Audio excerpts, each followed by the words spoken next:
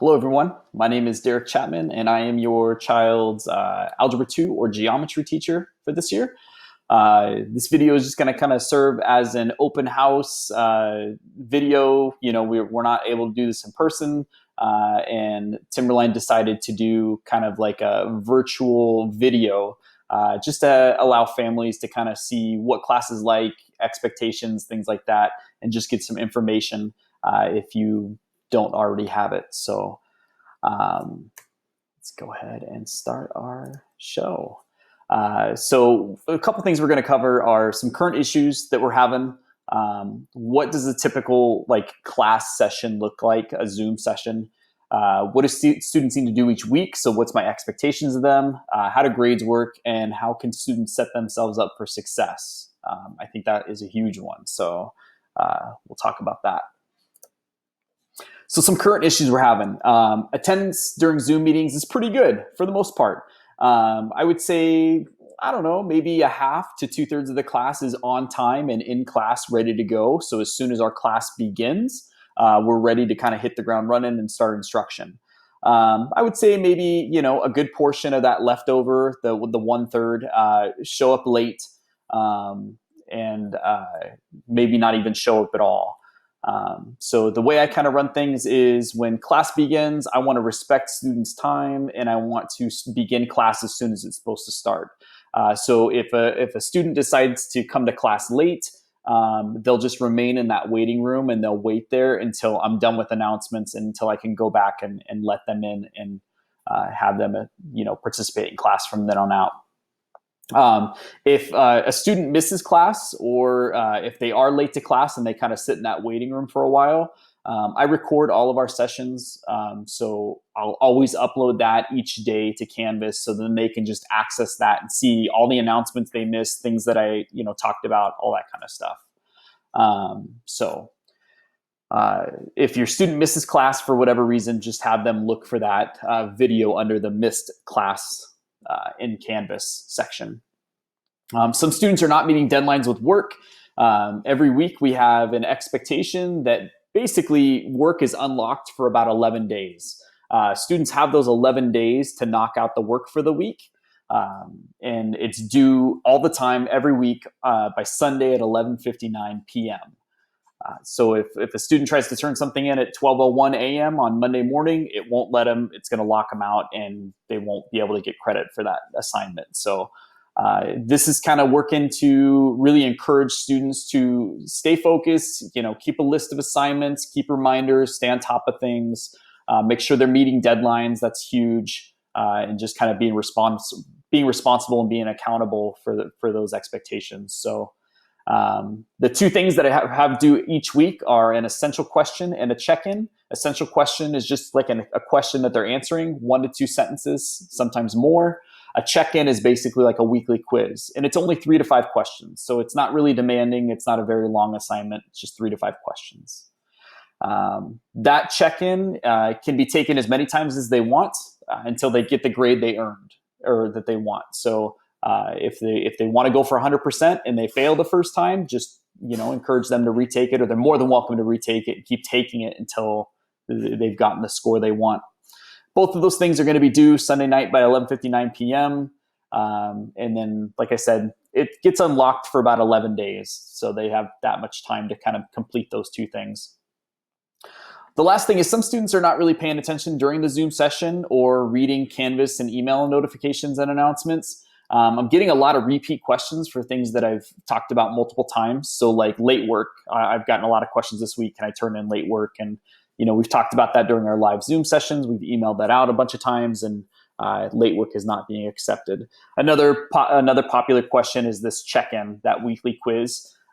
People asking, can I retake that? And I'm like, of course, yeah, you can take it as many times as you want. Take it 30 times if you'd like to, but there's no limit on that. So I really need students to kind of start paying a little more attention, make sure that when they're in our Zoom session, they're actually paying attention, they're sitting up, they're in a good work environment, they're not laying down in bed with their eyes closed, and they're missing a lot of information from that. So How I typically handle that is if a student asks a question that I've already answered, especially multiple times, I'll just direct them to either the day of class session that they can go watch that video from that class that we talked about it, or I'll direct them to the email that I've already sent out that's talking about what their question is asking. So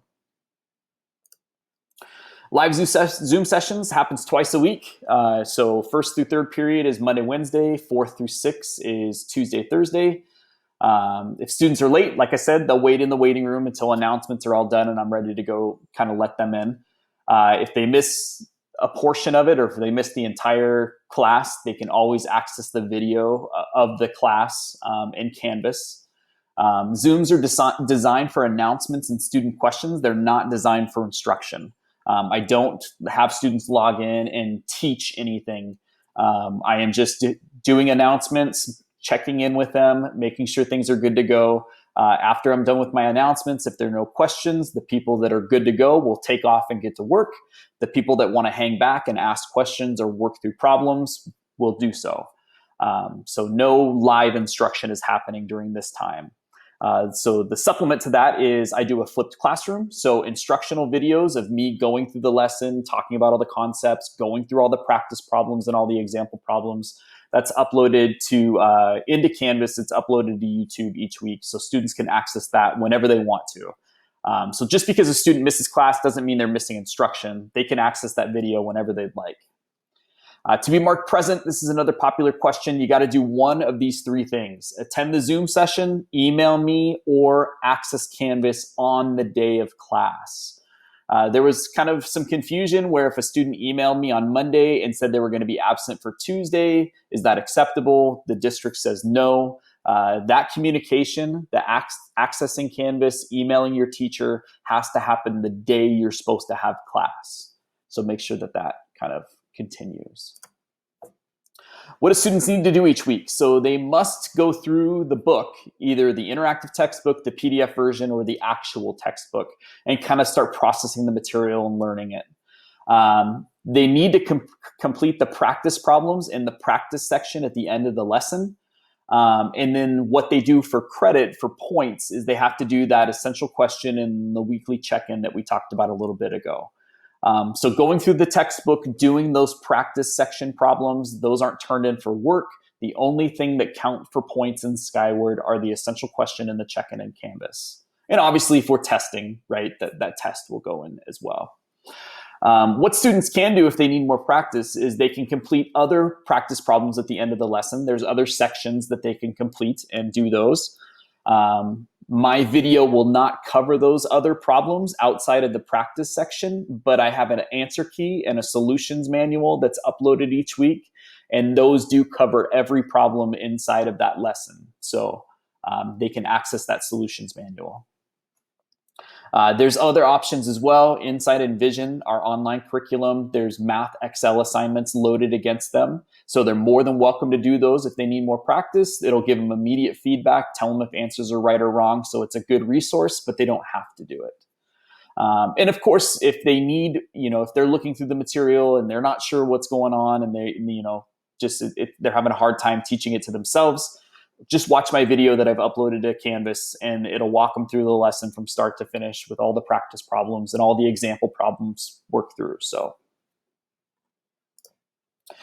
grades are updated in Skyward every Monday. That's how they're tracked. Grades are not tracked in Envision. All my assignments are uploaded in Canvas, and then Canvas transfers them straight to Skyward. So if anybody has any issues, they see something like they did something and they submitted it on time, but it's not in Skyward, just please reach out to me, send me an email. Stuff happens, I'll definitely get it updated. Grades come from that weekly check-in and then that essential question. Those are the only two things that are graded each week. No other work is tracked or graded, so those practice problems don't need to be submitted. That's been another popular question. How do I submit those? Do I take a picture? Do I upload them? No, just those two things, the check-in and the essential question. And then there's no late assignments. So due dates every single week are Sunday night at 11:59 p.m.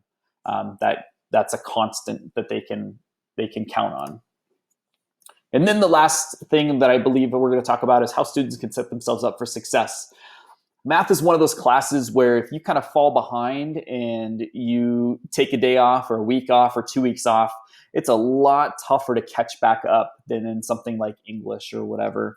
It's not as easy because you have so much material that's building on the next week and then the next week, and it becomes more and more difficult.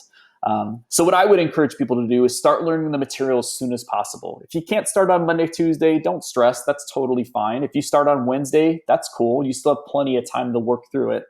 But don't procrastinate. Don't let it be Sunday night and you're trying to knock these two things out for points, but you didn't really understand it, because then what's going to happen is the next week, it's going to be even rougher, right? So set yourself up with the schedule. Don't deviate from it. Get a planner, write down your assignments, commit to saying, hey, I'm going to do both of those assignments by Friday. That way, if something happens, if I get sick on Friday, I can always have Saturday and Sunday to do that. So when students start to struggle, one thing that I see constantly, either with my own children or with other students, when I'm starting to question them, is their learning environment is not set up for success.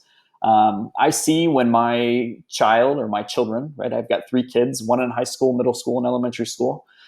When they are kind of sitting on the couch, just laying back with, a blanket on them or laying down, that's not, to me, a positive work environment. That kind of promotes, maybe inattentiveness. They're kind of distracted, or they'll have their phone out along with the computer while they're trying to do the Zoom meeting, and that's not setting them up for success.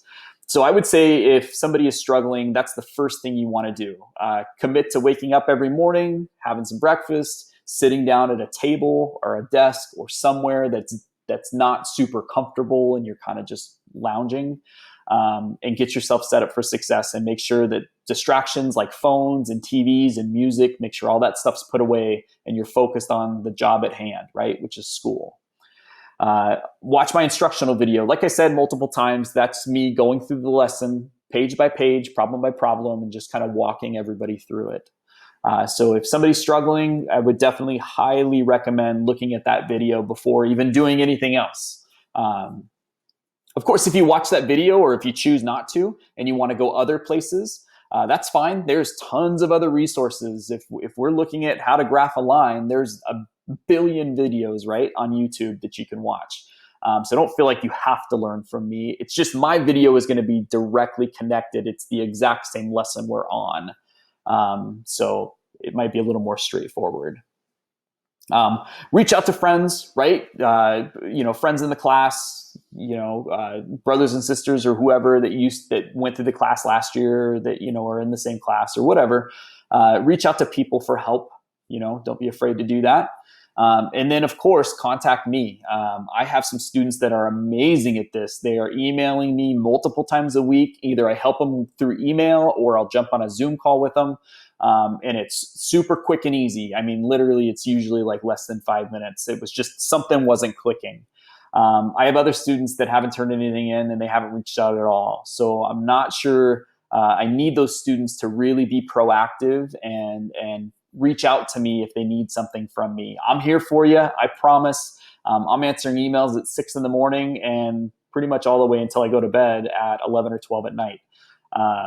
Sunday night, I was just kind of up doing that. So I really want students to know that I am here for you whenever you need me. If it's Saturday morning at 9 a.m. and you want to jump on a Zoom call, I'm there, right? If it's Tuesday night and, at 7 p.m. and you want to do a Zoom call because you're confused, I'm here for you. Just send an email to me and we'll work something out and schedule something to help you. Okay. But that's the first step. You got to stick up, or you got to stand up and kind of reach out to me and just let me know, hey, I'm struggling with this. I got a question, and I promise you, I won't let you fail. I'll help you out. Of course, there's my contact information. So email is the best way. Calling the school, I'm assuming they could probably get to my voicemail, but I don't go to school. I'm solely working from home, so I haven't been to Timberline at all. So please, if you need me, send me an email. It doesn't really matter if it's my student account or my teacher account, which is listed here. Both my emails, my student account and my teacher account, go to my phone. So I'm constantly checking them and constantly responding to people. So please email me anytime. Don't feel like just because we have class Monday, Wednesdays, that's the only time you can email me. Absolutely not. Email me whenever. And of course, if something's, if I got something going on, if my kid's got a soccer game, then I'll let you know and say, hey, we can meet later. But if I'm available, I'm going to help you. I promise. All right. If you have any questions about anything, if I need to kind of clarify something, please feel free to send me an email. I'd be happy to do that. Other than that, I hope you have a great day. See ya. Bye.